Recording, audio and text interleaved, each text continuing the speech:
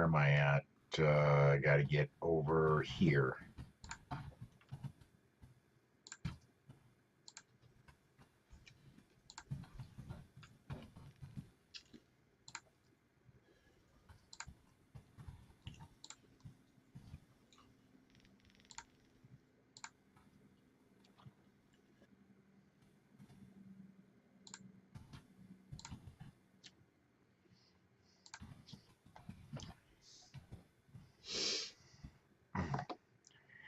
Hey everyone, welcome to another recording session of the Polite Society podcast presented by the Second Amendment Foundation. My name is Paul Lathrop. I'm the Deputy Director of New Media for the Second Amendment Foundation. Joining me tonight to my right is Rob Morse. Of course, he is my longest serving co-host here. He's also got Self-Defense Gun Stories. He's also got the Slow Facts blog and all the other stuff. You're coming in broke. Yeah, Ron, you're breaking up here on this side as well. Ron Hammond is here as well. He's the founder and CEO of OpsLens. We're going to be talking with him. We're going to be, if things clear up, we're going to be talking with him about a new option from OpsLens called Worldview. And joining us kind of as a fill-in role tonight, Dan Was. Dan, of course, author of Good Gun, Bad Guy. He's got his own Loaded Mic radio show, and he'll be with us the full show this evening. So right now, what we're going to do, guys, let me go over to show notes here, and so I can see what's going on. I can hear you a lot better now. Okay, cool. All right, and we're just about ready to start recording on it. We're live across everything, but we're going to start the actual recording of the show. As long as Dan, are you good with the intro? You see where the intro is at? You good with that? Yeah. Yep. All right, Ron. When we for the first segment of the show, it's a very short segment.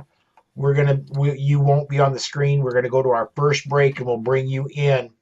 And it'll look when we bring you in, it'll look just like this. We've got two 15-minute segments we've got you scheduled for. Depending on connection, we may have to buzz after one, but okay. We'll get to you as quickly as we can while we've got good connections. So, all right, let's do this, guys. I'm gonna go to this shot, and if we're ready, gentlemen, let's bring in Massad Ayoob. And here we go. 5, 4, 3. Hey, gang, this is Massad Ayoob from the Pro Arms Podcast. I'm here to remind you that our podcast is a member of the Self-Defense Radio Network. And I'm going to suggest you do what we do and check out the other podcasts at selfdefenseradio.net. Treat every firearm as if it's loaded. Never point a firearm at anything you're not willing to kill or destroy. Keep your finger off the trigger until you are on target and ready to fire. Always be sure of your target and what lies beyond it. Hey everyone, welcome to the Second Amendment Foundation's Polite Society podcast. We're recording this one on Monday, May the 1st, 2023. By the way, that's a communist holiday. We're not mentioning that beyond that. I'm Paul Lathrop. I'm Rob Morse. On tonight's show, we'll talk with Ron Hammond about the news website called OpsLens Worldview. And I'm Dan Was, and we're going to talk about the new Illinois so-called assault weapons ban, where we just won an injunction from a federal judge. So climb aboard. Strap in. And hang on. Episode 659 of the Second Amendment Foundation's Polite Society podcast starts right now.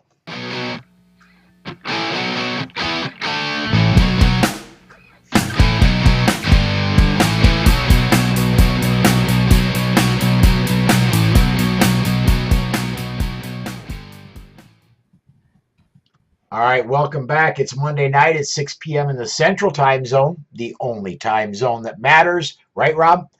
And, absolutely. It's time for another edition of the Polite Society podcast. And I may or may not be on the right microphone, Rob. I'm showing that I've got good levels going out. I just probably sound a little different. I'm just hearing a lot of the room. I wonder if you're picking something else up. No, I had to make a last-minute change to audio, but I'll work on that. Anyway, let's go ahead and get to our normal start of the show, where I ask everybody joining us what they've been up to lately. Rob, you weren't on the air a week ago. It's been a couple weeks. What's been up with you lately? I took a week off. And as I left, I wrote an article for OpsLens. It was about us naming the politicians who are lying about armed defense. They point out the tragedies. It's up to us to point out the lives saved and call them liars. Today, I recorded an episode of Bill Frady's Lock and Load radio show. I'm writing the next episode of Self-Defense Gun Stories, and I'm also dry practicing for a faster training class that I want to write about. I hope the participants in the class will say things to a participant who's training right next to them that they wouldn't necessarily say to a reporter who's standing in the back in the shade. Dan, how about you? Dan, I lost your audio. Just recently. There we go. I got you. I just recently got back from Georgia, where we had somewhat of a Second Amendment summit. It was a handful of us from Gun Owners of America. We went down. We stayed at this fantastic place called Stanley Traditions, a big, beautiful resort. We did some long-range shooting. Some of us did some hog hunting. Just had a great time down in Georgia. They took real good care of us. Came back home and had a cold for almost 2 weeks, so I'm just starting to get through that. But don't feel sorry for me. I will get through it. Writing for AmmoLand. Got some articles just recently coming out, or that have recently come out. Did some stuff on Illinois, and just doing a lot of media hits. So doing the Second Amendment, making my rounds is what I'm doing. And the Loaded Mike show, by the way, is we're filming the Loaded Mike show tomorrow, which will be airing Thursday night on OpsLens. So I hope everybody gets a chance to check that out. Now, Dan, inside information for those who are just tuning in that aren't plugged in like the TSA is to my cell phone and listening to all my calls. But anyway, we talked earlier today, and I want to put across what a big deal Dan Was is. You were supposed to go on to Newsmax tonight, and you were only able to get us in because Newsmax, you moved Newsmax, or Newsmax moved you, or something like that happened. Yeah, my story got bumped. We're going to talk tonight about, I was going to be with Jen Pellegrino on Newsmax tonight talking about the Washington State so-called assault weapons ban. Their news stories got all restructured today because of the Texas killing of the illegal immigrant who went on a killing rampage. So things got bumped around. So I'm not going on Newsmax tonight, but I will be back on probably later in the week. Hey, all for the best, because here I am. We get to talk on the Polite Society with my friends. So very, very cool. On my end, it's been just basically trying to get the bullet, trying to get this, trying to get everything else lined up. And I've been trying to also juggle, for those of you who don't know, I am the video producer for Eye on the Target Radio. And trying to get, they're going to be taking a week off. I'm trying to get things lined up so we still have video going for that. That's kind of up in the air. We're doing a lot of stuff, and I haven't been able to go shooting because I've been totally occupied with getting all this so that you have at least somewhat watchable shows coming at you every day. Let's go ahead and do this. We're going to step aside to break real fast right after I tell you about the Self-Defense Radio Network. Of course, all your pro-freedom podcasts in one place. You see us there. You see Rob's Self-Defense Gun Stories. Eye on the Target Radio's there. The Get Off My Lawn podcast from Sandhills Media is up there. All told, right now there are 13 shows with more to come. I'm hoping to get Dan Waz's show on there in the very near future. We just got to get some I's dotted and T's crossed on the web end. But I'm hoping to get that up there very soon. Go to sdrn.us to find out what's there. You can listen right off the website, and the subscription information is also there. So if you hear something you like, you can subscribe to it.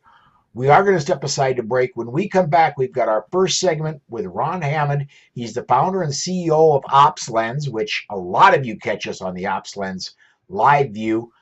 Also, he's going to be talking about a new service they have called Worldview. We'll get to that right after we hear from ACLDN and back right after this. This portion of the Polite Society podcast is brought to you by the Armed Citizens Legal Defense Network. If you carry a defensive handgun, you need protection from the aftermath of prosecution. Even if you do everything right, you can be the victim of an overzealous prosecutor or even be falsely accused. That is where the ACLDN comes in.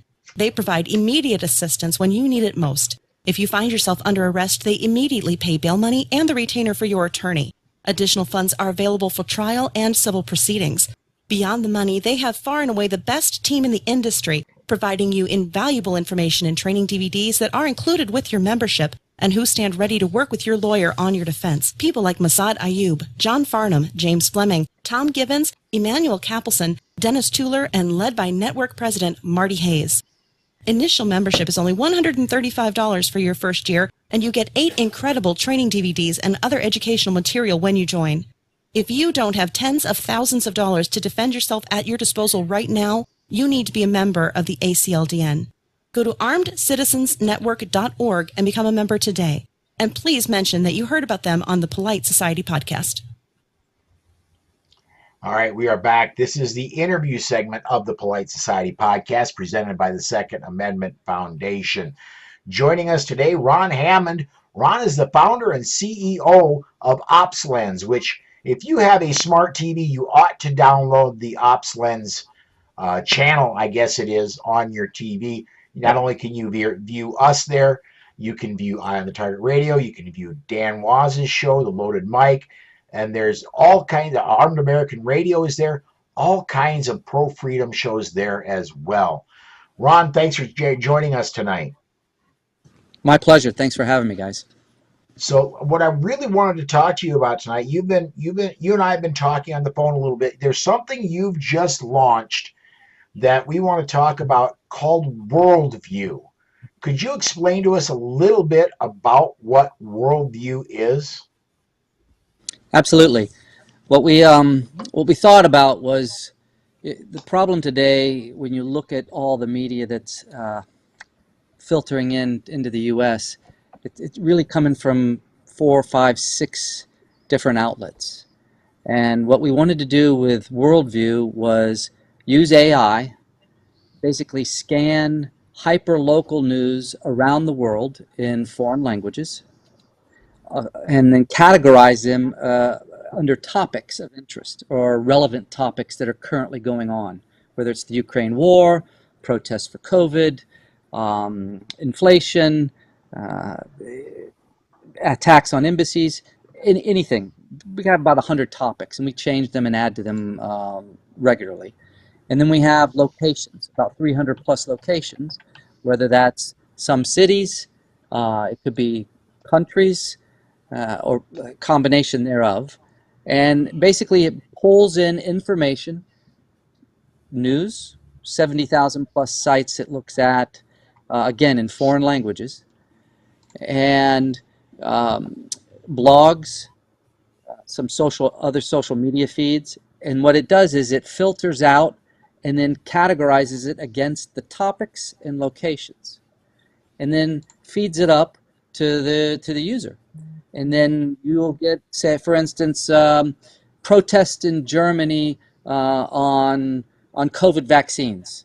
Okay, the article's in German. You wouldn't have found that article if you Googled it here in the States at all, because it's in German, for one.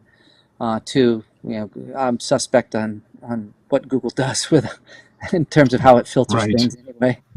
But that article would be presented to you, and then you have a translate button, and you translate it into English, and you can read what that protest was about, and be informed. And so the whole idea is giving the user information that they wouldn't normally have access to, right? That's overlooked or ignored or suppressed by the mainstream in foreign languages, have it translatable into English to understand here, and then have that user be able to make their own opinion.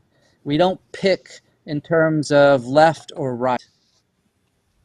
Oops. I just want, my whole view is the more information I can get to people, they're smart enough, they'll figure out what's going on, right? The truth always filters to the top. Call it a crucible of truth or whatever, but it always comes to the top eventually. And informing people that way, I thought, was the best way to do it.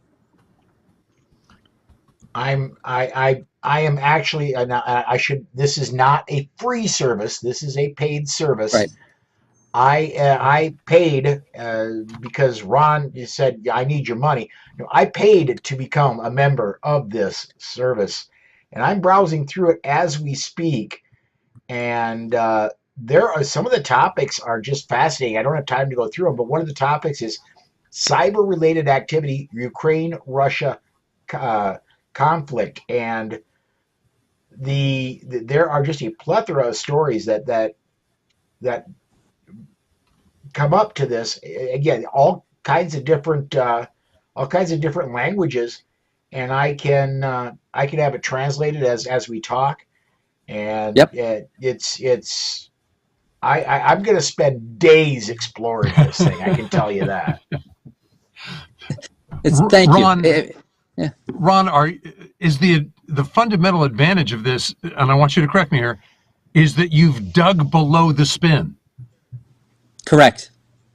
Exactly. Okay. So with the idea of hyperlocal, right? So if it's in a small town in Turkey or in Germany, you're gonna see things reported there that you're not gonna see things that are ignored or suppressed by the mainstream, right? So they won't look at it. But us being able to dig it out and offer it up, I think gives the individual a better variety to be able to make their decisions on. Now, I want to ask one more question before Dan gets in his. Does that work both ways? Are foreign subscribers able to get local U.S.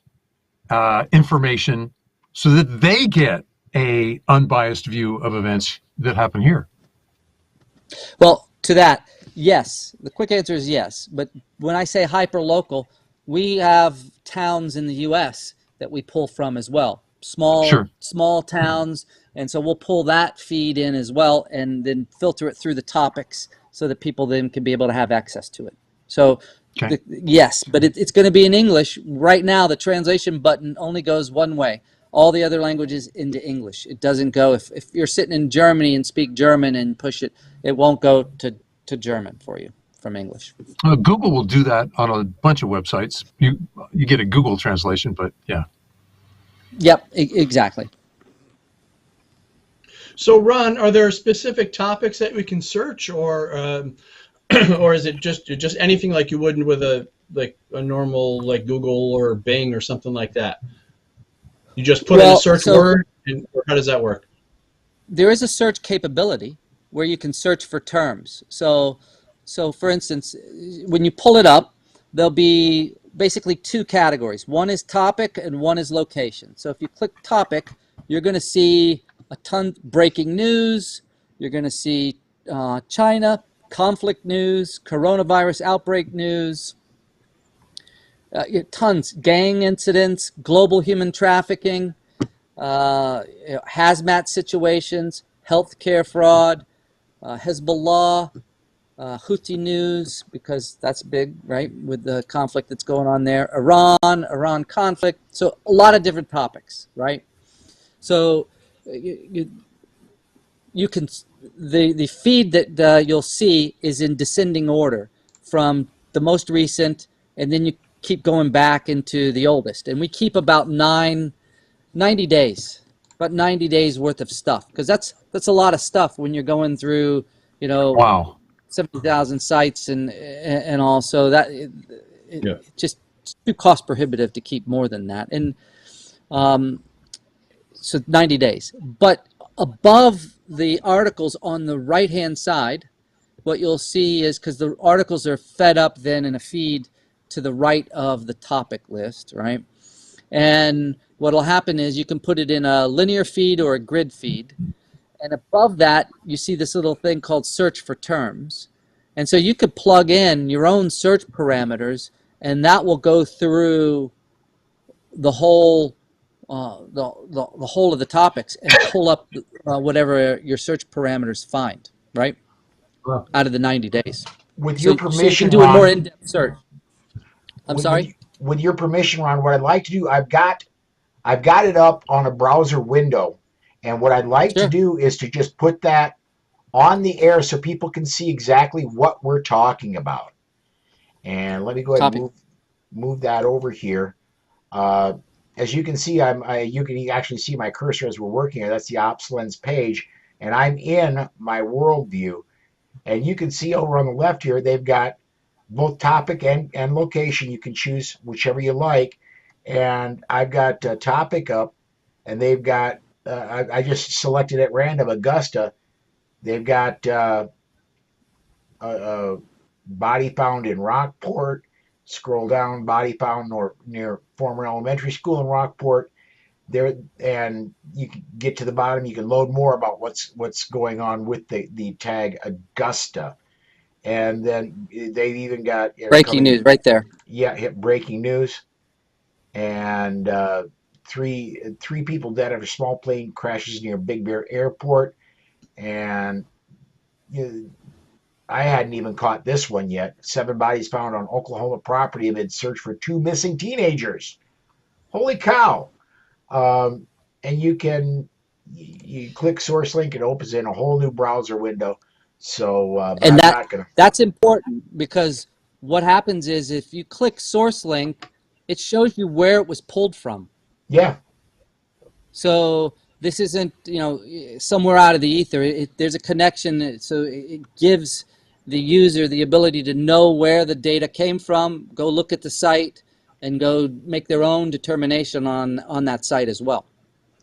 I want to do one more thing here while we've got the web page up. I want to go over here to give you to give everybody an example of the power of this thing. I just clicked on Afghanistan, and you see up here the stories show up, and it's in Arabic. You come over here, Parsi, yeah. Come over here, you hit translate, or I'm clicking it. Give it a second. Ah, there we go. There. Now scroll down. There you go.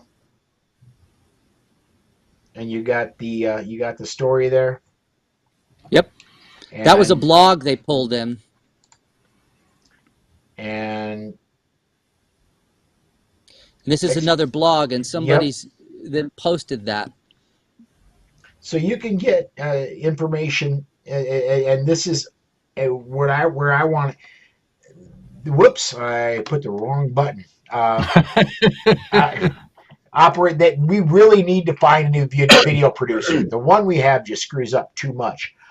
But where I wanted to go with this is you're getting the information not through CBS, NBC, even Fox News' filter. You're getting it unfiltered, and you are your own filter when you go through this. Exactly. That was important. And we're going to be adding more features as the subscription base grows, because you could imagine, I mean, there's a cost for data aggregation when you're going worldwide and looking at all of that, and then storage, and then the bandwidth to feed it up, and then the translation. So what we were hoping is as this grows, we'll add other features to the subscription that'll be even more enticing, right? Rollover with the globe, so you can have you go to the globe. Okay, I'll roll over there, and then see everything behind that particular icon on the globe, right? As one type of feature. Sure. But we're hoping that people see that there's more out there than just ABC, NBC, CBS, Fox, and Google itself. Because I think we can all sit here and talk about how many times we've used Google and we punch in something, and I'm like, wait, it pulled that up? Why would it pull that up when I'm looking for something else and feeding me something it wants me to know? This is totally outside. Yeah, that's probably the best part about this, because you can watch any news, whether it's left wing, right wing, whatever, and you are subjected to whatever they're feeding you. And we're kind of impressionable like that. So we'll watch the news and we'll say, okay, well, this is what's happening. This is what's important. This is what I should be concerned with.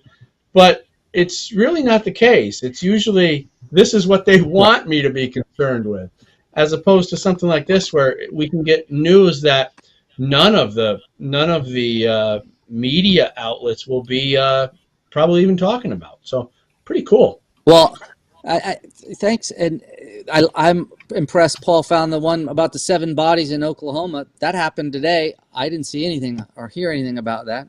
Nor did I until I actually popped it on the air. Yeah. Well, so Ron, this gives us international news. What we're we've implied, this should also, because we've avoided the Google search engines, give us at least actual news in our own communities.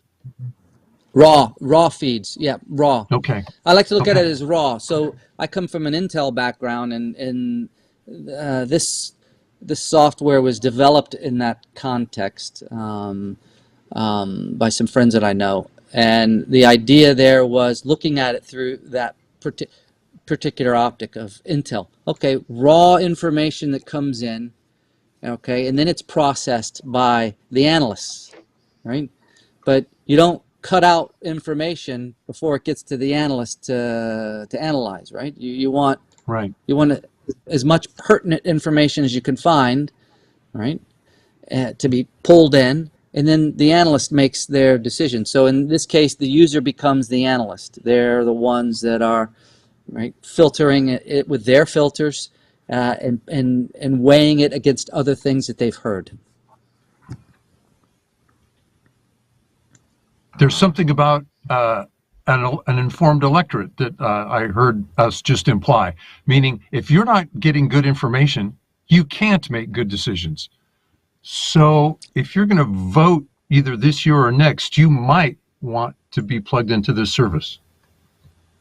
Absolutely. And we're going to be adding more topics because, as you've mentioned, OpsLens has probably half the shows on OpsLens are Second Amendment, revolve around the Second Amendment. And so the idea there was to add topics that would start to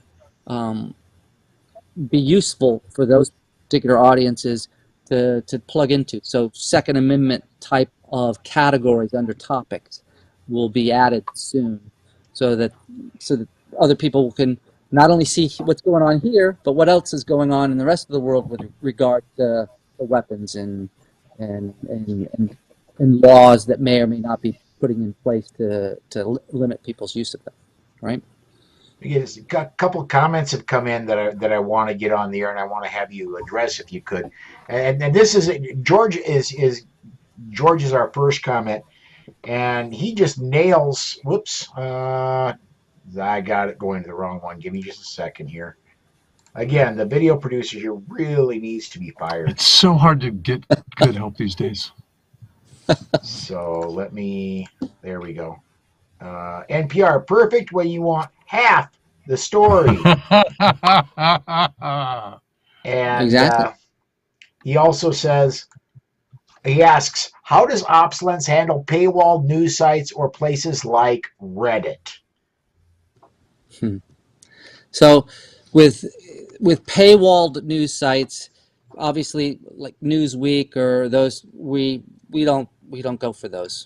Again, it's hyper local, and a lot of those then are for free. Some are paid for, which we have to then pay for.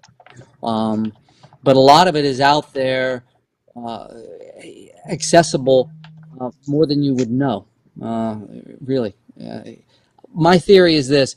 If you want an Epoch Times, which I like, or a Newsweek, okay, you pay their monthly subscription fee, and that's all you're going to get, Epoch Times or a Newsweek, or right. With this, the idea is you're going to get the world, with a bunch of different news sites from all over the world that are on the local level. May not be, as I've read some of the articles, you kind of laugh sometimes because you're reading it going, oh, that's an interesting topic. Probably not written as well as I've seen, but okay. It's on the local level, though, right? So it's not necessarily for an international or national audience, but we've made it that way. So it can be funny and enlightening at times as well. So yes, so the paywalled stuff, we try to stay away from it. It's mostly accessible but not findable because it's in foreign languages. So that's why we pull it in. And what was the other piece of that question? I can't remember. Sorry. Just paywalled news sites in places like Reddit. Yeah, Reddit. There are other, Reddit, Twitter, all of those. They have strict follow-on use agreements that we stay away from. But there are other sites that are used, especially internationally, that are accessible, and you can scrape and pull from them as well. So they're not the be end to end all. The Twitters and the Reddits of the world. There are other sites. I would submit some of them are more poignant because they're talking about topics like the Ukraine war. We're pulling stuff in from Eastern Europe, and these guys are there, and they're like putting pictures up and making comments about what's going on. Okay, you won't find that. Why? Because it's in Ukrainian and Russian and Polish. Yeah. And so you're not going to find it, but you'll find it. You'll find it using the tool. Ron, we've got to run to break. Can I have you hang on for one more segment with us? Sure. All right, folks, we are going to step aside to break. We're going to hear from the Complete Combatant. We'll have more with Ron Hammond right after this. This portion of the Polite Society podcast is brought to you by the Complete Combatant. I'm going to close that curtain real quick. The Complete Combatant is designed for a broad base of citizens that range from students that don't own a gun on up to advanced students that train often. The Complete Combatant offers several different courses that build upon each other, from avoidance, using verbal commands, and preparing for contact, lethal versus non-lethal decisions, your 911 call, interacting with the police, to even dealing with the legal system in the aftermath. The Complete Combatant courses are a layered approach for all levels of experience that will walk you through all the many stages of decisions while developing a game plan tailored to your skills and your everyday carry.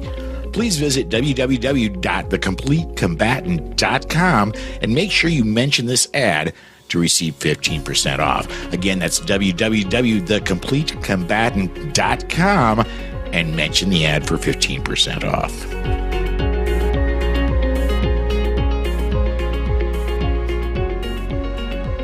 All right, we are back. This is the Polite Society podcast presented by the Second Amendment Foundation. We are joined again by Ron Hammond. He is the founder and CEO of OpsLens. Ron, I want to back up a few steps here, and in our second segment here, I want to start with, for those who are podcast listeners or who join us regularly on YouTube or Facebook that may not know what OpsLens is, despite me talking about it every week, could you tell us a little bit about what caused you to want to start OpsLens and what OpsLens is? Absolutely. One was, well, the idea first was to try to fill a void that we saw that was happening well back, probably 2016 timeframe, in the news media, that you were getting a slant that you had people talking about topics that they'd never done. And there's nothing worse that I hate than somebody like Don Lemon talking about terrorism and topics like that, and he's never worked those issues, but he's an expert. And so the idea there was, okay, create a site that gives opinion and commentary through the lens of operational experience. So if you look at the site, the articles that are written on the site, the contributors that we have posted, okay, they've got experience, deep experience typically, whether it's in military, intel, in their field, right? Law enforcement, first responders, medical, lawyers. So there's a lot of different and deep experience that we tried to bring in to write the commentary and opinion pieces, okay? And then the second piece was, okay, finding shows that have good content and relevant topics that they are discussing that we felt people would want to know about. So we started pulling in shows like your show, Polite Society, like The Loaded Mic, like Armed American Radio, like Caravan to Midnight, and we pull them in because we feel like, okay, one-stop shop. You can find good writing, good video content. The videos have their own chat room capability on them when you watch them. As you pointed out, Paul, we push it to Roku and Apple TV and Fire Stick as well. And then we have it on the app for viewing and on the website on an iframe for viewing as well. So it's out there for users to interact with. Unlike Facebook, where you know what you'll find, and you've seen some of this with streaming to your shows to OpsLens, we multicast as well. We go to Getter, we go to Rumble, we go to Facebook, we go to Twitter. Might have left one out. Oh, Twitch. We go to Twitch also. We have a channel on Twitch. The one that gives us the most heartache, Facebook. Oh, of course. They'll either sometimes outright stop the show, or more than likely, the same stream that I'm streaming all the other places and to the app and everywhere else, on Facebook, it'll skip, pause, but the stream is fine everywhere else except Facebook, and I spend hours trying to figure out what to do about it. But clearly it's something on their end, and I can never get a person on their end to discuss it. You're effectively being shadow banned. Yeah, pretty much. That's what I've come to the conclusion on. So, so luckily we have all the other places to go, as well as the app. The idea would be it's crystal clear on the app. There's nothing being blocked there, and there's a chat room, which is nice. We have other capabilities on the app too that the users can use, like creating their own video, like TikTok video, and brand it with the show that they're watching. So if they're watching, the Loaded Mic has its icon. They can, hey, I'm a Loaded Mic follower, and I want to talk to you for 60 seconds about the show that was on. Or I'm a Polite Society follower, and you know what, Paul, that last show was awesome. It did, and the guy who was doing the video should be, promoted. Well, that'll never happen, but. So yeah, so there's a lot there, but the problem is, people, I think, as much as they hate Facebook, it's addicted in terms of, okay, they're plugged in with their communities and other sub communities, and they've made it hard to break away from. Yeah. The only reason I have Facebook is because I have a community on Facebook for this show and the Bullet, and we connect with people through Facebook. And until Facebook throttles us back to where we're not getting any throughput, when we don't get throughput on Facebook, I'm gone. Right. Yep. I'm with you. Well, I mean, this. We were on YouTube at one point, and during the pandemic, we had a couple of shows discussing CDC information from the CDC website about the lack of efficacy of masks done from several studies back in the past, and so we found it ironic, and so we were discussing that. I was terminated from YouTube unceremoniously with an email that basically said I had violated community medical standards. Didn't explain what that was. It sounds very CCP to me, very Chinese Communist Party. Yes. Oh, yeah. You violated the community medical standards, so now you can't talk. And we don't want your channel. So hell with them. Yeah, that's. Dan had something very similar to that happen. And Dan, you're still. We had a very similar situation. We had the Loaded Mic show was on YouTube, and I interviewed Chris Burgard, who was the director for the movie Capital Punishment. I don't know if you guys saw that movie. It was a documentary about what really happened on January 6th. So I interviewed Chris. It was a fantastic interview. He gave us a lot of information. We played some clips from the movie, and it was an interview that you've never really seen before. Nobody was really talking yet about this, and they had just released their movie. And YouTube quickly gave the Loaded Mic 3 strikes, 3 quick strikes, because I think they have to go through their little process to make it look like they're being fair. And so they quickly gave us 3 strikes and just wiped the show right off of YouTube. So we've since gone to Rumble, where we archive everything. But thankfully to you, Ron, for having OpsLens. So now we're on OpsLens, we're on Right America Media, we're on Simul TV, we're on Key Radio Network out in Missouri, and we're on a bunch of networks. Yours is awesome. We love your network. And frankly, YouTube can go straight to hell. I don't care. I don't want to be somewhere where I'm not invited. So if I'm going to be at a party, I want to make sure I'm invited.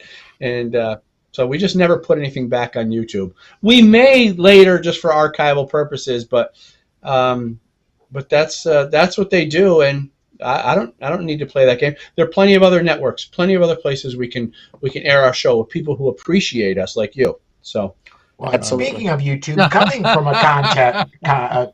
from YouTube, George says, I only use YouTube and Facebook for puppy videos. Well, I suppose we got a couple dogs, we got a couple cats here. I could do that, but that's good. Puppy videos. That's awesome. Anyway, so that was the impetus, though, behind OpsLens. So okay. Yeah. And I do want to mention here real quick, as we're getting close to time for the end of the second segment, that we do have, if you are intrigued by the Worldview that we talked about earlier, and you saw a little bit of what I showed my screen over there, if you're intrigued by that, you can get 10% off a subscription by entering the promo code PSP 10%. PSP space 10% and the percent sign. Yep. If you want to try, it is 30 days free, and then you're charged. So you do get a 30-day trial, right, Ron? Yep, that's correct. 30 days are free, and then you go in and you cancel before the end of 30 days if you don't want to continue. Yeah, and I decided I was going to go ahead and go with because just screwing around with it a little bit, I decided, I'm going to keep this. So I paid for a year up front. I'm not gonna, at the end of the 30-day free trial, I'm not gonna give it up myself. I'm gonna be spending. I'm not kidding you, folks. I'm gonna be spending days going through and, ooh, that looks interesting, but that's in French and I don't know French, and now I do. Exactly. I love it. So, anything else we should be talking about, right? You're into so much. You've got so much going on. Is there anything I should be asking you that I didn't? One perspective. Ron, do you remember there used to be national disasters and we'd hear interesting comments coming from people like shortwave operators. You know, the mail will always go through. And we've now got bloggers and internet providers who are sort of the same way.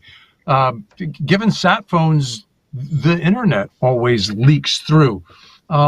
Is that part of the is that part of the I want to almost call it the ethic of OpsLens Worldview? Exactly. So if you look at it, when all the blogs and other social media things we go through, you're hitting to some of the essence, underlying essence beyond the hyperlocal news. Exactly right. Those canaries in the coal mines. Oh, that was a blog in Ukraine that talked about what? Artillery pieces that were firing. I hadn't heard this on the news at all. Okay. They've been repositioned down in the southern region. Oh, it was on the blog and they have pictures of it, but you don't see that on the news, right? Because one, it was in Ukrainian and it was on a small little social media site local to Eastern Europe, right? Okay, we've pulled it in, but I think that's very astute that you'd say that, Rob. If you remember when we took out Osama, one of the which, by the way, things, I believe was 12 years ago today. Yep. So one of the first things that was on was Twitter, okay, and some doctor that lived in the neighborhood commented on Twitter that helicopters were coming in and he didn't know why, and they were black. They were blacked out. And that was one of the first comments. And then that tweet was removed a little bit later. But it was interesting. It was commented there. Same with the Arab Spring. You saw comments in the precursor to Arab Spring from people that were at that point on Twitter, the new thing that it was, that you could get an indication of certain things that were starting to shape up that mainstream wasn't even looking at, right? Too far down the chain. So, Ron, how long has it been up and running? We started it, we did a soft launch, so we just kind of put it out there right around end of February, so a little over a month, mid-February, a little over a month and a half. And now it's starting to pick up steam, which is nice. And we wanted to make sure we could work some of the bugs out, right? Because it's new. Hell, Murphy always comes up and slaps you in the face, humbles you every time. So we're doing that, and so now it's looking good. It's strong. You can engage it, and then we're going to add a few more features to be able to make it what I wanted to see. So, absolutely. Okay, interesting. One thing that I'm looking forward to, and I hope to see in the near future, is one of the topics being either Second Amendment rights or gun rights or something like that. I prefer I don't go Second Amendment rights because that's going to be United States centered. But if you do gun rights or self-defense rights, that's all over the world. And one of the stories that fascinates me is in Ukraine, before Russia invaded, it was,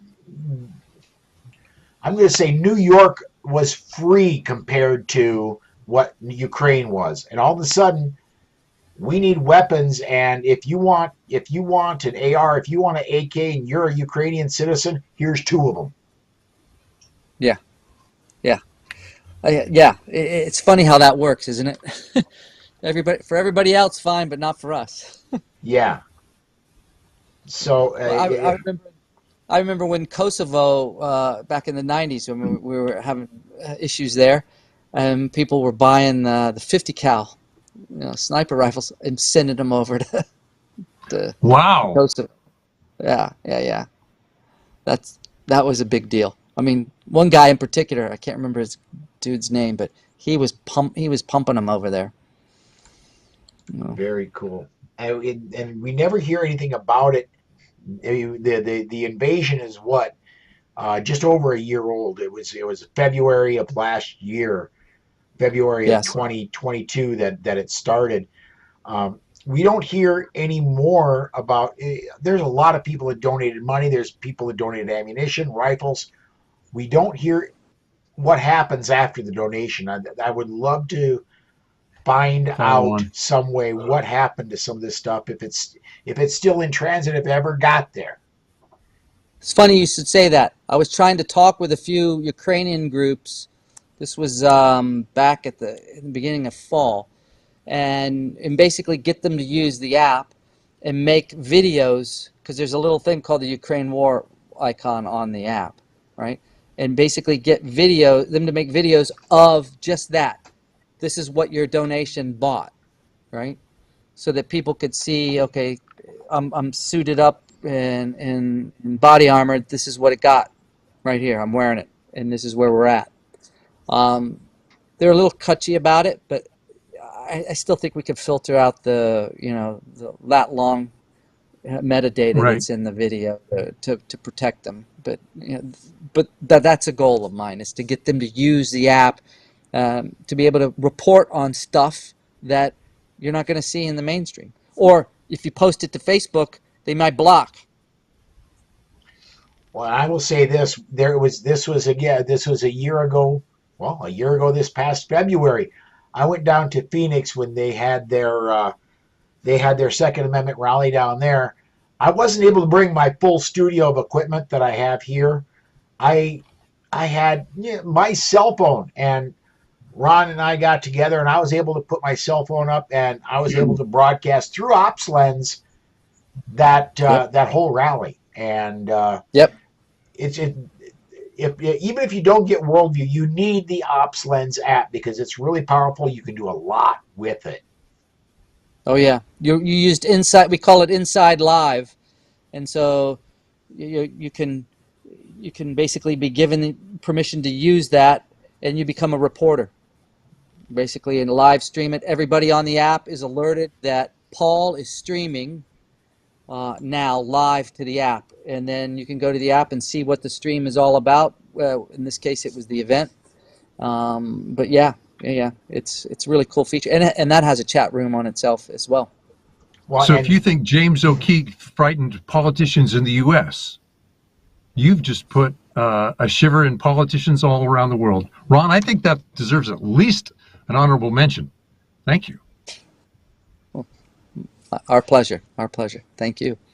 Right, we are up against the time we have for this segment, Ron. I want to thank you so much for taking out of your time to explain a little bit about Worldview and talk us through it and let us know what's going on, man. Absolutely. And anytime you need anything, let me know. All righty. We are going to step aside for our next break. We're going to hear from JPFO. When we come back, we've got our news segment, and unfortunately not Ron, but we'll be back right after this. It all failed before. Alcohol prohibition brought us organized crime, and no less alcohol. Drug prohibition brought us murderous, no-knock, wrong house raids. Police! Search warrant! No, wait! The crack house is next door! Now gun prohibitionists want laws to lead us down that same path. Don't Americans ever learn? Just ask yourself, isn't government the only beneficiary of police-state policies? Brought to you by Jews for the Preservation of Firearms Ownership. Information available at jpfo.org. Welcome back to the news segment of the Polite Society podcast presented by the Second Amendment Foundation. I want to start off with it, and Rob, I'm going to go way off script, but the 800-pound gorilla, the big news of the week that I want to talk about is a federal judge in Illinois blocking the assault weapon ban and the mag ban that Illinois put through this past January. That decision just reads beautifully and dovetails into our second biggest story, which is the Washington State putting forth a law that's an assault weapons ban and their previous magazine ban. kind of puts Washington on notice that at least one federal judge says, I can read, and I did read the Bruen decision. Yes, absolutely. What's interesting about Judge Stephen McGlynn's decision is how methodical it is. Okay, this is now, by the way, he hasn't said that the law is unconstitutional. He said it will probably be found unconstitutional, and there's greater likely harm by letting the law stand in place than if he enjoins it and stops it. Classically, that's phrased, the plaintiffs are likely to prevail. I don't play a lawyer on TV. And it's eminently readable. I think we've got links to it. But yeah, Paul, the other decision we haven't seen yet is from Judge Roger Benitez in Southern California, who's looking at the California assault weapons ban. And I think he might have been deliberately waiting for Washington to pass theirs, and then he will rule in ways that underline both California and Washington's bans. That's speculation. Well, and that's not probably far off the mark because Benitez is Ninth Circuit. Right. And so any ruling he makes, should it be upheld by the full Ninth Circuit, will apply to Washington State, Oregon, Hawaii, Alaska, and so on. Well, and now what's fascinating about McGlynn's decision, he is in the Southern Federal District of Illinois. A judge in the Northern District, can you say Chicago, said, oh yeah, that law that bans almost all automatic weapons, that's fine, no constitutional infringement, go right ahead. McGlynn took a polar opposite response. Now we've got two contradictory decisions. McGlynn has said, wait a minute, this law is, there's a preliminary injunction over the entire state, despite what the other judge said. This will be appealed, and I suspect Illinois is trying to figure out how quickly they want, do they want to lose big or small, or do they want to lose big? Dan, you've actually written about this since it happened, haven't you? Well, one of the things that I wrote about it recently was with respect to the Illinois. There are two judges. It's 4 cases in Illinois, and there are 2 judges that were actually that each took $1 million in donations from Pritzker himself, the governor. So now they have to go and they have to hear this case, and the idea that they would be biased, that was something that people were concerned with. The overall assault weapons ban, it just brings you back to 1994, and with the assault weapons ban. And Bill Clinton promising that we got to reduce violence and we got to ban these assault weapons, and Dianne Feinstein holding up the AR-15 and all the drama that they created around these, and creating the term assault weapon and making that term go mainstream. What a big propaganda parade. And ultimately that federal law got sunsetted 10 years later because it did nothing to stop violence, and it was ridiculous to begin with. But the idea that they want to try it again at the state level, it's just they're so persistent with this stuff. And like Rob was saying, this stuff has to go through courts. It goes through the appellate courts and stuff like that, and it takes a long time that we constantly have to fight these things back. So although we win, and I love watching them get shot down with their laws, but it does take time, and it takes money, and it takes great organizations like Second Amendment Foundation, Firearms Policy Coalition, Gun Owners of America. It takes these groups to go in there and fight this stuff. And it's a big waste of time, a big waste of money, and a violation of our rights. But I think the American spirit and gun owners in general have really had enough. And I think at this point we are willing to fight. So it's just going to be an ongoing battle with these things. I want to get a comment in here real quick. Dana, as soon as I'm frozen. Everything's frozen. Wow. There we go. Now it's moving again. Dana, who writes our DGU segment, said the judge stated this and other new laws are to spite Bruin, not in accordance.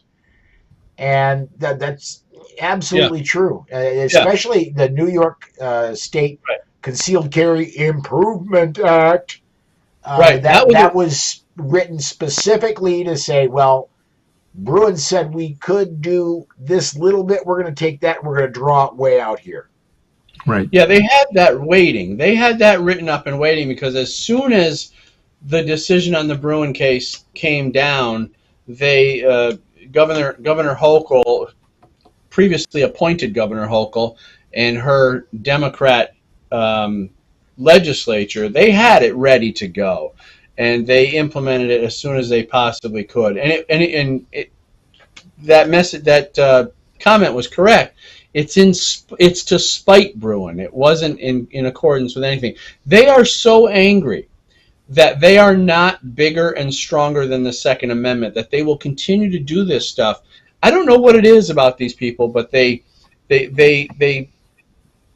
want control, it would seem, and we keep knocking them back. And the Bruin case is going to bring a lot of future successes for us gun owners, specifically with that historical tradition component that Judge Clarence Thomas wrote in his decision in the Bruin case, because now there's a precedence there that was never there before. The gun laws were based on weak principled ideas, and now we have historical tradition, which I think is going to help us a lot. Go ahead, Rob. Well, okay. Bruin talked about issuing licenses and how that needs to be done. The issue on banning firearms is actually back at the Heller case in D.C. back 13 years ago. And what Thomas did is he underlined it. He didn't really change it. So when it comes to banning guns, it's interesting that we've seen states attack both Supreme Court rulings. My perspective is, you mean we have to give the common people the right to keep and bear arms? We will narrow where they can carry them, like in their front yards and no place else. Right. And that's where the sensitive locations came in with Hochul's new Concealed Carry Improvement Act. You had proper, and there's proper cause. You need to prove that, that you have proper cause to carry a gun. You need to prove to the government that you should be able to exercise your God-given right. It's preposterous. But yes, sensitive locations, and to basically deem everything sensitive location is what they tried to do. We've got another story in the news that talks about how absurd that got in New York. Exactly, I love where I that was story. going. All right. Do you want to jump there, or do you want to? You already started the lead, man. Go ahead. I don't know what we could add about Washington that we haven't already covered. Well, the training requirement before you buy, I want to talk about that. Yes. Part of that new law in Washington State is you have to get training before you are allowed, before you go to the government and say, Mother, may I have a firearm? You got to have training before you can go and purchase a firearm. And part of that training, my understanding is live fire, right? So right. You've got to know how to shoot a gun before you can buy and learn how to shoot a gun. To me, what's fascinating, by the way, and you do understand that you can own a car and not have a driver's license. Yep. Okay. We don't have You can drive a car and not have a driver's license on your own property. To drive it in public is different, right? Okay, you can get a marriage license without a proof of training. You can buy a house without proof of training. By the way, where most accidents happen? In the home. You're allowed to vote without, there is a Supreme Court ruling on literacy tests being unconstitutional to vote, to impose before you can vote. Wow. I wonder what would happen if the right of armed defense wasn't a second-class right in so many states. Well, the thing that scares me the most about government-mandated training, like, I can't remember, you guys can tell me, but what did the training consist of in the Washington? Because I can tell you what New York is. New York, the new Concealed Carry Improvement Act is 16 hours of course study and 2 hours of live fire. 18 hours. Now, we gun owners, we always encourage training, but the difference is when the government mandates it, the government can take it away or the government can deny. And so anything government mandated is absolutely wrong, and we shouldn't have. But yeah, 18 hours in New York. I don't know. Do we know what Washington was? I'm looking right now. The story does not have, at least as far as I've been able to scroll quickly to find, does not have a specific number of hours. It does have a specific number of topics that need to be covered in this training. And you know what they did in New York? The state said, because the trainers across in different counties, the trainers said, okay, well, we will build this. We'll build this course study, and the state said, well, yeah, we're gonna want you to build the course study based on our parameters. So what they did was they waited like 8 days before the law was to go into effect, and they said, oh, sorry. We never actually. Well, I'm sorry. Let me rephrase that. The trainers were going to use the state's curriculum, but 8 days before the law went into effect, the state said, "Oops, we don't have it done. It's not completed. So now you're on your own." So the trainers needed to create this 16-hour course in like 8 days. So that was another part of their trick. To make it difficult. Right, they do in the Florida law, or I'm sorry, Washington law, they do list a series of topics. I couldn't actually see the hours required. They said that the instructors have to be accredited by either a law enforcement agency, a university, or a nationally recognized accreditation entity, NRA, GOA. Yeah. Just another level of government control over a God-given right. Well, and I want to get this comment in from Dana. I discussed this, I believe it was on Saturday, on the weekend edition of The Bullet, we brought this up. New York wants to eliminate NRA certification as a trainer certification body, meaning if you're an NRA certified instructor, that's no longer good enough for the state of New York.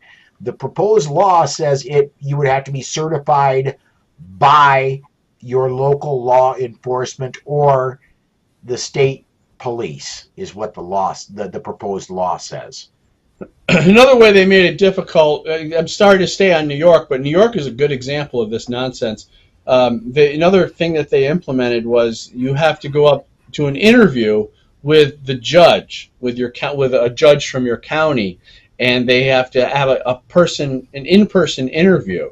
Now, I know several of the judges. A lot of them come to us for endorsement because I'm on the the executive board of my Republican committee.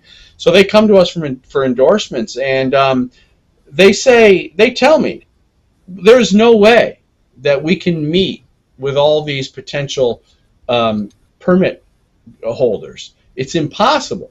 So it's just another way to really gum up the system and make it impossible. And Washington State seems to be following in the same footsteps as New York. Right.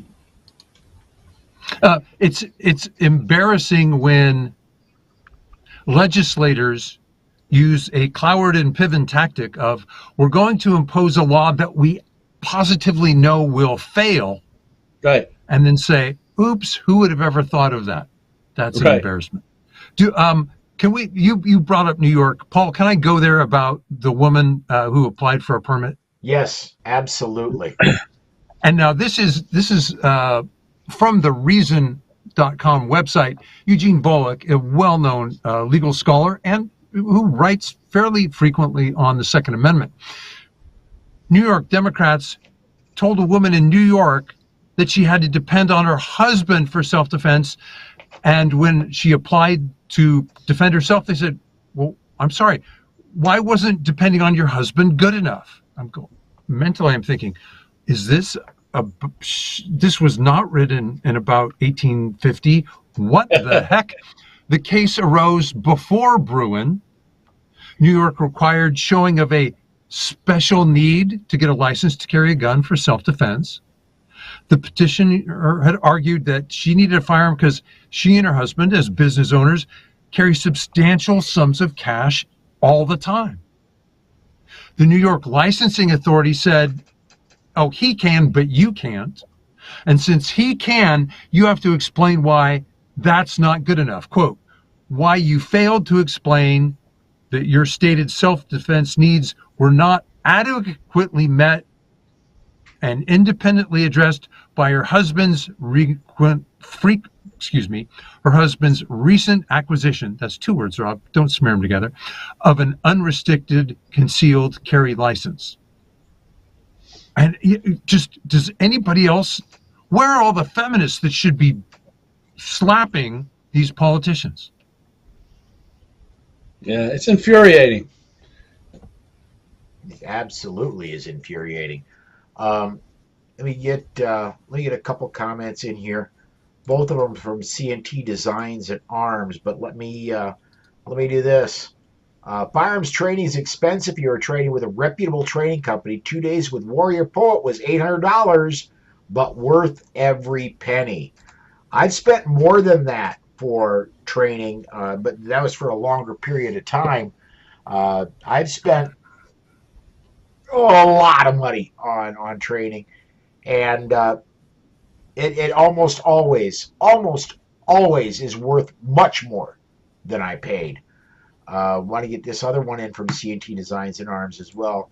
He says, like a judge doesn't have more important things to do, like locking up violent criminals? No, not in New York. Not in New York. They don't lock them up in New York. They let them go in New York. That's how it works. Yeah. Dan, part of my response to that judge is, I don't care. I don't care if you have to live in the courtroom, stack these guys up 15 deep and see them for 10 seconds each and pass a law, because you are standing between them and their constitutional rights. Yeah. No, that's a good point. I don't care if you miss lunch.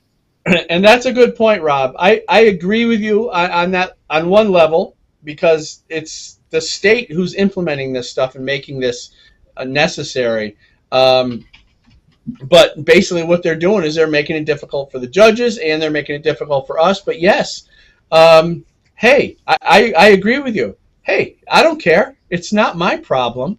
You will sit there and listen to people. And like you said, if it takes 5 or 10 minutes, because this is our right. And so I agree with you. I definitely do.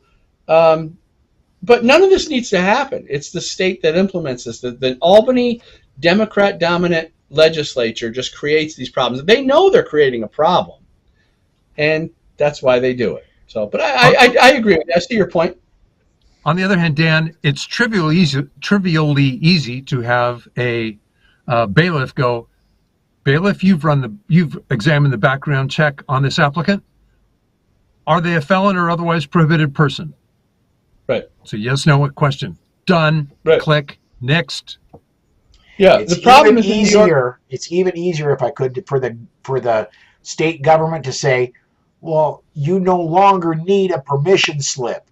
You're an adult. You're not a prohibited person. Right. Just don't cause any harm. Carry on. Oh, sorry. Yes, carry on. Every county in New York is different, obviously. Like my county, Saratoga, the sheriff's department is pretty reasonable. I mean, they want to do what's right for the people. But there's some other counties in New York, especially downstate near the city, that they don't care. They don't want to necessarily help the people. So now you're dealing with county to county, sheriff's department from sheriff's department, and it's like a whole patchwork of trying to get through. Some people can get it, their permit within a reasonable time, and some people just can't. The whole thing is awful.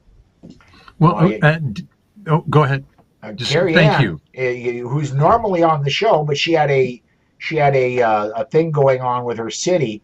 She was able to get home just recently, and she commented that discrimination about that Yes, lady ma'am. that couldn't get her permit, and she also said, "I couldn't get on tonight." Well, Carrie Ann, and directly to you, Dan's using your feed, so when you come back, I'm going to have to change from Dan Waz, author Good Gun Bad Guy, back to what I have up there for you. So, yeah. To steal what you've both just been talking about, Dan, I saw in some of the cases brought up to the Second Circuit, which includes New York, a plaintiff said, "Wait a minute, I'm in a county just outside New York City. From here, I can get a permit to carry everywhere else in the state, but I can't walk over the county line into the 7 boroughs. That's crazy." In contrast, somebody up at the northwest corner of New York State might find it very easy to get a permit as far away from New York City as he can, and he can carry everywhere else, but also not be able to go into the city. And the guy's going, "Wait a minute, I work in the city and you're telling me I can't carry? I have to apply and get a second permit?" Yeah, interesting. Yeah, and that's the way it was. I mean, now with with Bruin getting struck down, things have changed, but it's worse now. Even though there have been 4 cases that have been knocked down by the state Supreme Court, and now we're just waiting to get to. They're appealing it, of course, and so the laws are technically still on the books, where practically everywhere is a sensitive location. So it's a really uncomfortable place. And I thought about this. It's like, what better way to control gun owners than to make them really concerned with where they can carry a gun. Make it so impossible to navigate that you put gun owners in New York State in a perpetual state of fear. Am I going to be breaking the law if I go here? Am I going to be breaking the law if I go here? Where can I go? Where can't I go? How should I carry? How do I have to transport now in my vehicle? And I do think that that's all part of it, too. It's create this stuff that makes it so difficult to navigate, so you put gun owners in a really uncomfortable position. It's absolutely infuriating, and I'm so thankful that we have organizations that are fighting against this stuff. Yeah, that's it. We are way late, and I want to get a DGU segment in. So, guys, if you don't mind, we're going to go to our final break, and we're going to, as we've been doing lately, we're going to combine our DGU segment and our show close segment up into one. We're going to take our final break right now. When we come back, we've got DGUs, and we'll wrap the show up. Hang on, everybody. Right back, right after this. In 1928, Germany required its citizens to register their firearms, making possible Hitler's 1938 Nazi Weapons Act, disarming all Jews. Now ask yourself, what is the real consequence of registration? All in favor of gun control, raise your right hand.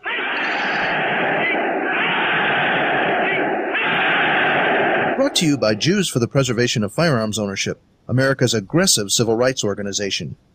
jpfo.org. Welcome back to the Defensive Gun Use segment of the Polite Society podcast, presented by the Second Amendment Foundation. As we start off, these discussions are not legal advice. Some of us are trainers, but this is not formal training, and you need formal training. The defensive gun use segment is intended as information and entertainment, not as training. As always, the opinions of the hosts are only their own opinions and not those of any sponsors or other affiliations. Dan, you have never been through one of these. Basically, what we do here is we have 3 stories that are, Dana writes them. They're amalgamations of several different reports on defensive gun uses. We kind of go through them and we find out what we comment about what we like, what we don't like, what could have been done better, that kind of thing. And just whenever you feel like you want to pipe in, go ahead. But Rob, I'm going to go ahead and take the first one out of Albuquerque. If you want to take the Indiana one, I'll go ahead and get started here. We've seen a growing trend of store owners or employees sleeping in their place of business. Is the current crime-ridden cities forcing this trend? The owner of an Albuquerque smoke shop was sleeping in his store when he was awakened at 3 a.m. by a scratching sound in the wall. An hour later, a man wielding a large hammer and what looked to be an axe burst through the wall. The store owner grabbed his gun and instructed the intruder to get out. Instead of doing the prudent thing and leaving, the man came at the store owner. The businessman then opened fire and called the police. No, the businessman opened fire and then called the police. The intruder was assuming room temperature by the time first responders arrived. Authorities are treating this as a justifiable homicide. The owner told reporters he had started sleeping in the shop after a 2 prior break-in attempts before the store was even open. Now he's concerned about a hole in the wall that a person could easily fit through. Rob, I know you've got to have a comment about this one. What you got, man? Well, I think let's answer the question. Is this increasing when the police don't do their job, police and judges? I will bet anybody, even money, this was not this criminal's first violation. So deterrence didn't work. The deterrence that finally worked was an individual saying, stop, I'm armed, come any closer, and I'm sorry, I'm out of words, bang. We see that millions of times a year. It works. It deters a lot of crime. Now, here's something interesting. We only press the trigger in about 10% of the encounters. When we do, we frequently hit the bad guy. We seldom hit innocent people. When a robber is wounded, he often goes to the hospital. So it's very rare that the attacker is killed, but it's fairly common that they're captured. I think that stops millions more robberies. Makes the police's job pretty easy. There's a guy wearing an orange shirt and he's leaking from the right arm. Hey, we happen to have somebody who matches that description. Dan, what do you think? Yeah, well, I like the leaking comment. That's kind of funny. We're in the process of creating a victim predator society. It's because our government, some of our government, doesn't want to prosecute the way we should be. And I don't know if it's intentional. I believe it's intentional in a lot of cases, but in this particular case, it's an example of forcing people to have to defend themselves at times when they shouldn't have to. We should be able to have our own business and not have to sleep in the business to protect it from looters. You know, that city, where was it? You said Albuquerque? Yep. Albuquerque. The police force should be doing their job. Now, whether they're not doing their job because they're incompetent or whether they're not doing their job because the mayor is telling them to stand down, I don't know. But regardless of the fact, we have law enforcement, and they should be in an area like that. They should be patrolling. There should be no reason for somebody to have to sleep in their store. The guy got what he deserved. I want to say this about this particular story. I'm glad the store owner was there. He did the smart thing. If people have been attempting to steal the police can't sit there on his store 24/7, that's kind of a smart thing to do. The only thing out of here that I read that I am a little concerned about is he was woken up by scratching, and it took the guy an hour to get into the store.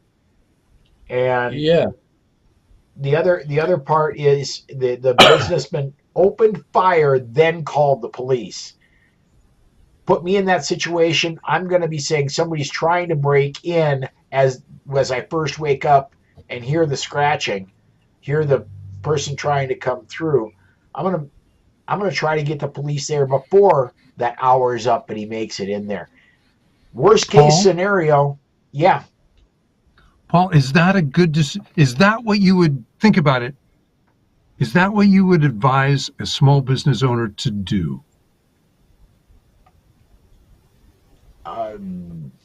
Well, let me. Because if the cops show up, the bad guy runs, you've got the same problem tomorrow. And how many times are the police going to come? So there was a time you and I used to think, oh, we'll call the cops will arrest the bad guy will go to jail, the problem will stop. I don't know that that's true anymore. I wish it were. Yeah. Well, it gives the bad guy another chance. It gives another human being another chance. But let me finish up here. Okay, I'm sorry.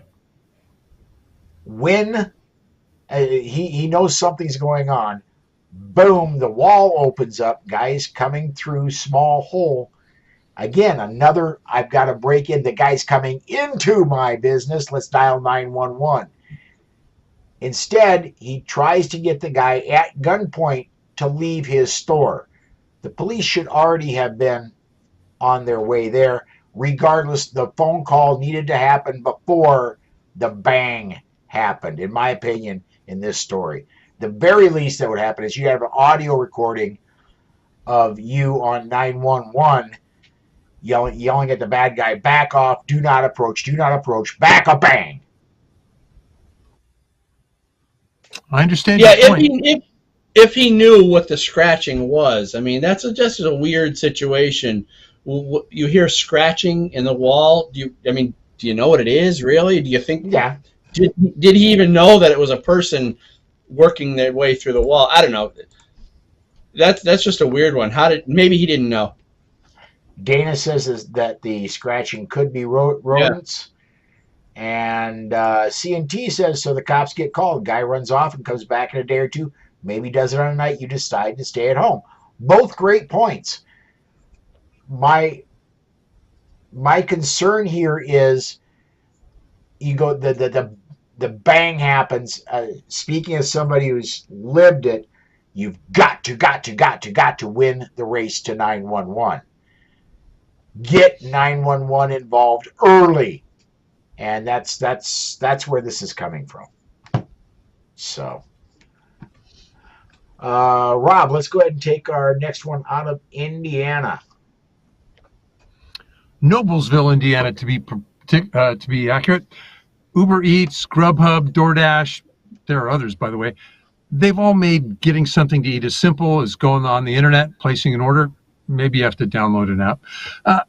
And they just tossed safety out the door as you open it for a stranger wearing a uniform. In this case, shortly before 10 p.m., two men were posing as DoorDash delivery drivers. They approach a home in Noblesville. They had a DoorDash bag with Taco Bell Quiznaros and 2 Baja Blast freeze drinks. They're wearing DoorDash masks and ball caps. 3 occupants inside the home. The duo arrive. Hey, here's your delivery. Well, these 3 guys are house sitting, and they told them they hadn't ordered any food. One of the two robbers forces his way in through the door and told the man inside, go inside, don't make any noise. The occupants inside said the intruders were armed and pointing a gun at them. One of the other men in the home grabbed his gun and fired at the intruders. According to court documents, 7 shots were fired before the intruders were seen running out of the front door. I assume this is on a security camera. If not at this residence, then another one nearby. By the way, they dropped the DoorDash bag. No tip for you. The second intruder was arrested in his hometown of Franklin, Tennessee, and faces charges of murder, burglary with a deadly weapon, and armed robbery. Franklin is 5 hours away. This guy went a long way to do the crime. As for his partner, he was found 2 doors down, lying at the end of the driveway, having succumbed to multiple gunshot wounds. Police found a Walther handgun below the DoorDash bag.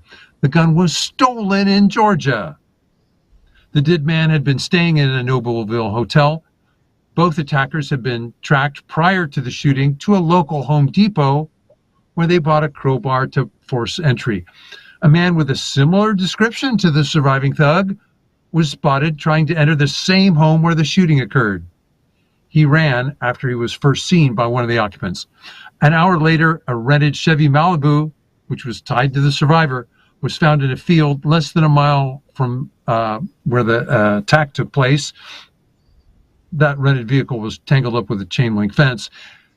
The survivor first claimed that the vehicle had been stolen. I didn't do that. Later he said, yeah, that's the reason I'm banged up. I crashed the car. Police checked on an older Snapchat conversation on the dead hoodlum's phone. Did you get your blank back from that dude? The reply was, yeah, we robbed his trap. I'll be back tomorrow. I'm robbing his house tonight and then driving straight back. 2 bad guys find out the crime doesn't pay. Paul? Dan? I think I'm going to jump in here quickly and say 7 shots. I'm guessing that not all of them came from the defender. But regardless, it's obvious one of the attackers did have a handgun because they found it under the DoorDash bag. And how much do you want to bet they get a 1-star DoorDash review out of this? Yeah. Right. Would not recommend. Yes. You know, this, let me give a shameless little self-promotion here, because I think people would be interested in seeing, hearing a story that I just recently did on my Loaded Mike show. If you go to loadedmike.com, look for a good guy with a gun. It's a story, it sounds almost similar to this, where Raul Mendez was at a party and some guy started shooting the place up, and he took the guy out, even after getting a bullet through the head. Yeah, so I urge you, go to loadedmike.com and watch the interview with Raul. Amazing. I mean, the bullet went through his head, busted his eye socket, his nose, and everything, and took his one eye when the bullet came out. So he lost an eye. I interviewed him, and it was just an amazing story. And it's kind of just reminding me of it, because these guys they're there in the house, and they had guns on them, which, you know, not everybody does. You know, sometimes people won't have their gun on them all the time, or they just don't have one. And this is just a perfect example of being armed in your home and being quick and ready to use it. So it's just important. Carrie Ann just commented, "Bad guys with a gun. Pogo? Well, I got a confession to make. I'm not wearing my gun as I'm broadcasting right now. It is not on my belt. I can reach over and I can still be on camera, but I'm touching it, and there's an AR where I can touch it right in back of that. So, yeah, you need to be, as if you're awake, you need to be within reach of a firearm, in my opinion. So, Dan, you know what pogo means?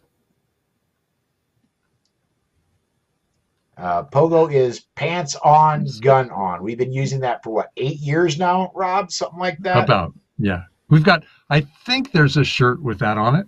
Yes. And by the way, Dan, you're muted. Sorry, I keep muting myself. Yeah, I did hear that before, so I knew what that was. But I always say when I leave the house, there are a few things. I always leave with a good charge on my cell phone, a few bucks in my pocket, and 9mm in my belt. It's just stuff that may come in handy. Yeah. I'll add to that pocket knife in not the same pocket as my wallet. And there are a few other things that I would add, but yeah, absolutely. I have a tourniquet in another pocket that I always wear cargo pants. I don't have a pair of jeans that I wear anymore, other than for just if I'm in public, I'm in cargo pants. So yeah, there's a tourniquet, there's a pocket knife, there's all the accoutrements that go with our lifestyles. So let's go ahead. I think, Rob, what do you think about saving that Covington, Georgia story for next week? That's fine. Let's go ahead and skip out to what we've done in media lately. Rob, what's been going on over at Slowfax blog, or if you want to plug your show, Self Defense Gun Stories, or well, what you got coming up? I talked about that a little bit at the open. I'll leave those plugs for Dan. I wrote an article. I was offended by what some Democrat politicians said. And lies come in different shapes and sizes. We need to call out every lie we see, even if that means calling our, quote, respected elected officials, close quote, liars. Congressman Jamal Brown, you lied. Representative Jimmy Gomez, you lied. You lie because you say you want to save lives, yet you pretend that more gun control lives will actually protect our kids. That is a lie, and I'll prove it right now. The article is called Lies Aimed at Disarming You. Slowfax.wordpress.com. Dan, what would you like to talk about? Well, and it is a lie, Rob, because where there's more concealed carry, there's less crime and less violence, and we know these statistics. Even these slimy politicians, they know it too, but their job is not necessarily to stop violence as much as it is to disarm their political opposition, which is what really bothers me. So yeah, totally agree with you. What am I working on? Is that what you want? Yeah. What cool stuff you done? Brag. Well, I've been writing for AmmoLand, so I got some good stuff up there recently, and I just did an article for a new publication called 2A News, and it's out of New Jersey. Check them out. They're a new online publication. Rob, you may want to go to them, and I'll get you the connection there. They could use your stuff too. So writing for AmmoLand, doing some media hits, working on the Loaded Mic. We got a good show coming up this week. LoadedMic.com, and my book series, which is right over my shoulder. Good Gun Bad Guy book series at goodgunbadguy.com, and people can check that out. The book always does very well. I get a lot of great response from it, so thank you. That's number 2. That edition right there was endorsed by Ted Nugent. Ted loved it, and he said it should be required reading. So goodgunbadguy.com, loadedmic.com, and watch for me on AmmoLand and stuff. Yeah. All right. Rob, you were just talking a little bit ago, and it inspired a thought in me, and I don't know where this is going to go. It might just end right here, but I think it is time for, the media often refers to elected officials as leaders. I think it's time for elected officials to become leaders. If you're against gun control, President Biden, dismiss the Secret Service. Become a leader. If you are for higher taxes, pay them first. Become a leader. It's time for leaders to be leaders and lead by example. Those are just my individual thoughts. Will they go anywhere? I don't know, but I could see it becoming a theme. If you're going to be a leader, lead by example. I do want to encourage everybody to, and unfortunately, it went. We would have had John with us tonight, but John's allergies went to full-blown cold, which is why he's not joining us tonight. But I would like to encourage you to go look at his blog, onlygunsandmoney.com. I haven't seen anything up today there, but he always has good, interesting stuff that does come up. That does wrap up another episode of the Second Amendment Foundation's Polite Society podcast. I'd like to thank Ron Hammond for joining us today. So for Amy, Dana, John, Susan, Amanda, Robin, Charlie, Carrie, and Rob. Until next time. Stay safe. Be aware. Am I supposed? And we'll see you down the road.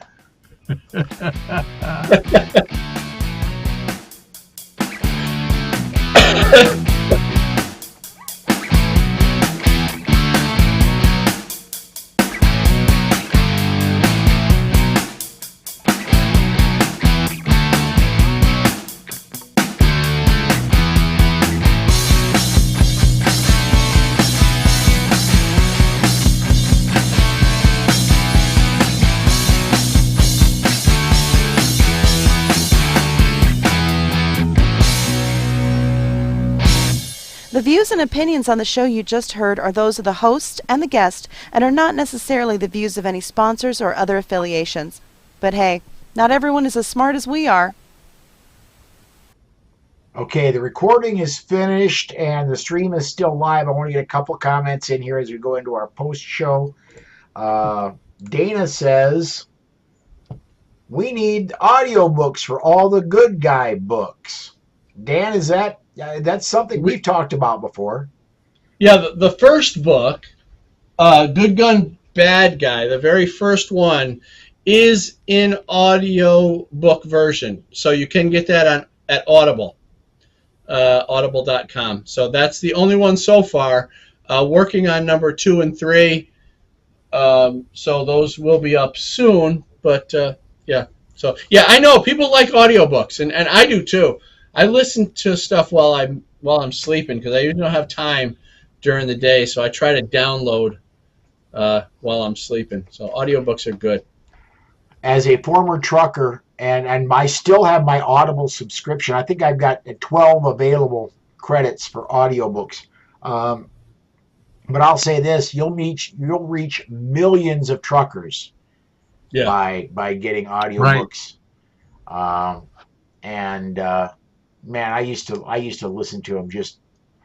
Nothing makes a 13-hour drive go by like a good audiobook. Couple more comments here, and then we're going to shut things down. CNT Designs and Arms says the problem with the people is they don't lead, they rule. You hit the nail on the head right there, man. Carrie Ann, get to a couple more comments with her. She says, miss you all, and I wish I was part of the after show.